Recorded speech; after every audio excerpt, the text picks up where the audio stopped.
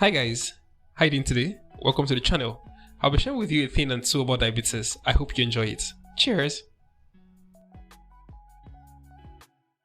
Diabetes has been an epidemic in the world today, and it is increasing by the numbers every day. These days we have more people with diabetes than we used to have some 20-30 years ago. But what about diabetes? What do we need to know about diabetes? What are the things that are important for you to know about diabetes? In this video, I'll be showing you and I'll be explaining to you what diabetes is, and I'll be explaining to you the types of diabetes that we have. I'll be explaining to you the ways to manage them. I'll be sharing with you also what are the key things that you need to look out for while managing diabetes. I'll also be sharing with you the latest research developments and treatment options that are available for diabetes. And most especially, I'll be sharing with you the dietary modifications that you need for managing diabetes or for preventing diabetes in the first place. Stay tuned. So what is diabetes? Diabetes is basically a condition where the body is not able to properly regulate sugar level in itself. All right. So there are two types of diabetes basically. There's type 1 diabetes and there's type 2 diabetes. And of course, there's a third one that we know as gestational diabetes. So type 1 diabetes is when the body or when the pancreas or the cells in the pancreas are supposed to be producing insulin is attacked by the immune system of the body. So we call that an autoimmune disease. Okay, so it is not controlled by insulin itself, but by the fact that the body cells or the defense mechanism of the body actually is fighting against itself. That's what is autoimmune. All right. So, and the second type of diabetes is type 2 diabetes, where the body is not also able to use the insulin that is produced by the pancreas to actually regulate the blood sugar level. Now, in this case, the body produces insulin, right? But the insulin is not sufficient. So in most cases, the body is usually resistant to the insulin that is being produced by the pancreas, or the insulin produced is not sufficient because there's been a regular intake of food that leads to insensitivity of insulin in the body. Now, the third thing you should know about type 2 diabetes is the fact that it can happen or it can be seen with diagnosed in anyone at any age. All right. Usually it used to be an adult, onset kind of disease, but now we see that in young ones as well, in adolescents even. Type 2 diabetes is associated with obesity.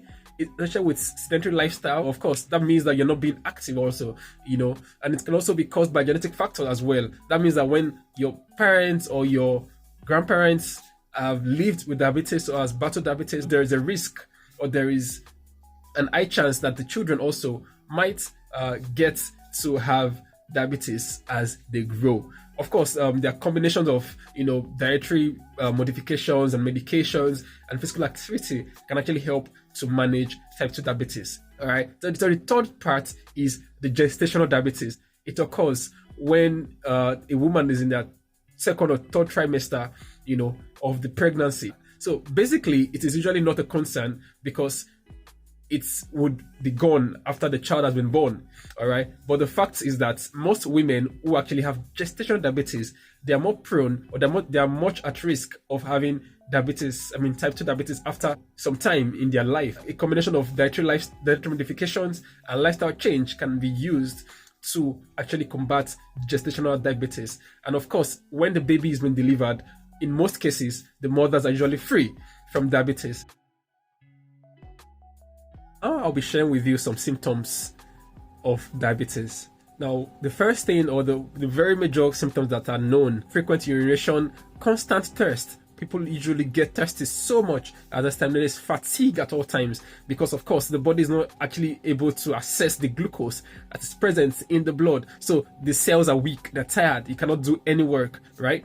And in some cases, it also would lead to, increased risk of infections, and of course, heart disease. So these are other complications that might occur in the process or in the course of having diabetes. And the treatment for diabetes typically involves a combination of medication, lifestyle modification, and of course physical activity. And I'll be sharing that with you right now. The importance of managing diabetes through healthy eating and physical activity is very great because you need to ensure that the blood sugar level is in range at all times, or else a person can fall into hypoglycemia, which is a reduced, because you need to ensure that the blood sugar is properly monitored at all times, you'll be able to see the pattern at which the blood sugar level takes, and you can make adjustments to the medications, to the diet, to the physical activity, and you can also keep your blood sugar level within a healthy range at all times. That is very important, because that is the essence of us making sure that we are actually looking at the blood sugar levels at all times to ensure that it's always in range. All right, this will actually help you to prevent short-term complications and long-term complications, which could actually which could be either of heart diseases, nerve damage, kidney damage, or any other organ failure. So that is why we need to ensure that we do the B, which is the proper or the regular blood monitoring. Okay, the second is eating healthy diets. Now, when you talk about eating healthy diets, that doesn't mean that is not about eating some good food once in a while. It has to be a consistent thing.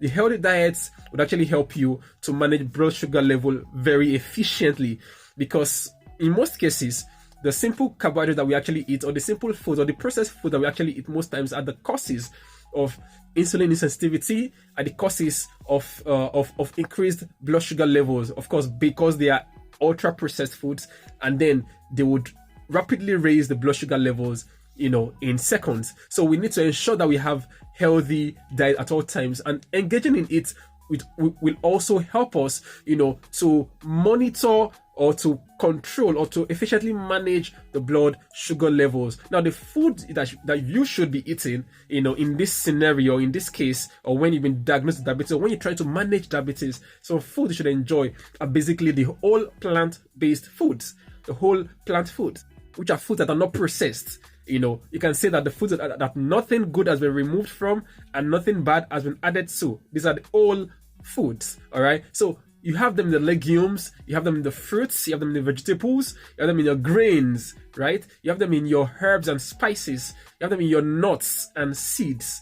All right, so these are healthy foods that you should eat to manage or to prevent diabetes. The third thing, which is the P, the physical activity, increased physical activity, would actually help you to manage the blood sugar level very efficiently, because it will reduce the risk of complications. It will help you to move more actively and help you to engage with your body, help you to engage with the surrounding, and then the regular exercise would also improve your overall health. It doesn't have to just be managing diabetes, but the goal should be to have an increased or an improved wellness. All right, it will also help you to manage stress and weight gain. Exercises are perfect for all of this. I have put together an acronym that you can use to manage, or you can use for your proper diabetes management or treatment. So it is BHP.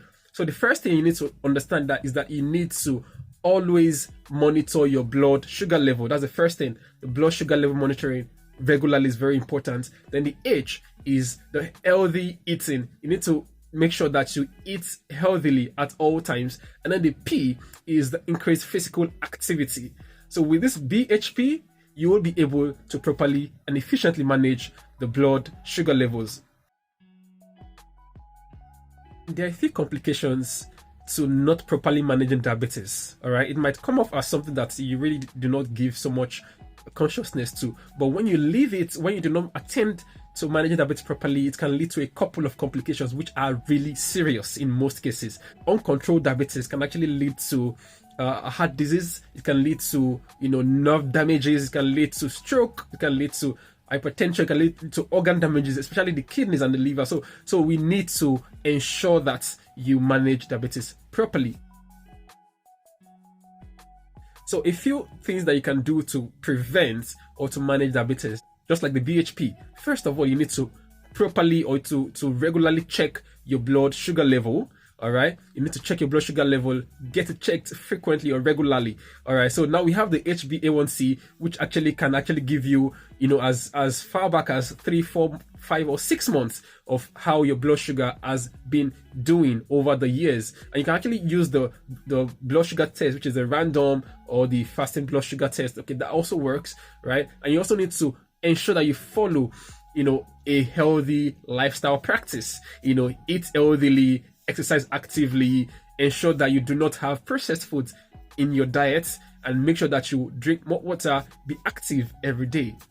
So lastly, I'll be encouraging you to actually take up more, time to screen yourself for diabetes. Get checked, go to the hospital, have your blood sugar level checked, and that is the only way you can actually identify or get to know if you are having diabetes, or you're at risk of having diabetes, or you're on the borderline already. So you need to actually get checked, because if you do not get checked, there is no way you can know. All right, even though the symptoms could be there, but the symptoms are just there as a symptom until you go to check the blood sugar levels. So thank you very much. That's all for today on diabetes, and I hope you've enjoyed this teaching so far. All right, so if it has helped you, I would encourage you to share this video, give it a thumbs up, give it a like, and I would appreciate if you can actually drop your comments, your questions in the comment section below.